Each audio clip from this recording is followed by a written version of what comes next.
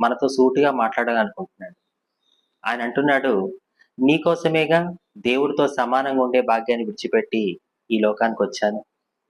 నీకోసమేగా నేను పుట్టడానికి స్థలం లేక దీనునిగా పశువుల పాకలో జన్మించాను. నీకోసమేగా ఈ భూమి మీద 3.5 సంవత్సరాలు ఎన్నో పోరాటాల మధ్యలో గొప్ప సేవ చేశాను. నీకోసమేగా ఉమ్ము వేయించుకున్నాను, కొరడాలతో కొట్టించుకున్నాను, ముళ్ళ కిరీటం పెట్టించుకున్నాను, పక్కలో బళ్ళెంతో పొడిపించుకున్నాను. నీకోసమేగా ఆకాశానికి భూమికి మధ్యలో ఇద్దరు దొంగల మధ్య సిలువలో 3 మ్రేకుల మీద వ్రేలాడాను. మరి నీకోసం ఇంత చేసిన నా కోసం నువ్వేం చేస్తున్నావు? నీతిగా జీవిస్తున్నావా? యథార్థంగా బ్రతుకుతున్నావా?" అని ఈరోజు యేసయ్య మనల్ని సూటిగా అడుగుతున్నాడు. మరి ఈ ప్రశ్నకి సమాధానం ఏంటో ఒక్కసారి మనల్ని మనమే పరీక్షించుకుందాం.